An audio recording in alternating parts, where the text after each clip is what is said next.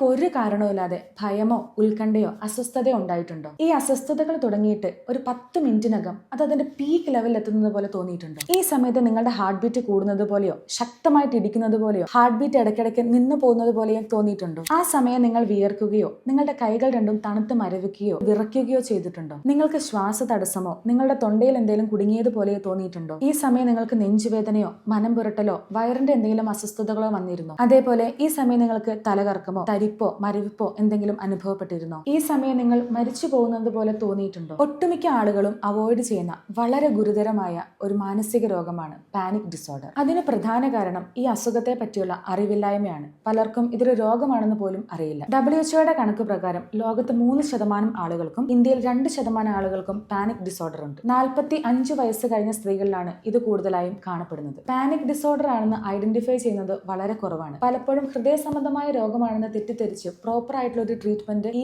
Panic disorder ഉള്ള ആളുകൾക്ക് കിട്ടാതെ പോകുന്നു. പാനിക് ഡിസോർഡർ ചികിത്സിച്ചു മാറ്റാൻ പറ്റുന്ന ഒരു മാനസിക രോഗമാണ്. കോഗ്നിറ്റീവ് ബിഹേവിയറൽ തെറാപ്പിയിലൂടെ ഈ രോഗം വളരെ ഫലപ്രദമായ രീതിയിൽ നിയന്ത്രിക്കാനും ആ വ്യക്തിക്ക് സാധാരണ ജീവിതത്തിലേക്ക് തിരിച്ചെത്താനും കഴിയും. നിങ്ങൾക്ക് പാനിക് ഡിസോർഡറിന്റെ ലക്ഷണങ്ങൾ ഉണ്ടെങ്കിൽ നിങ്ങൾ എത്രയും പെട്ടെന്ന് ഒരു സൈക്കോളജിസ്റ്റിനെ കൺസൾട്ട് ചെയ്യേണ്ടതാണ്.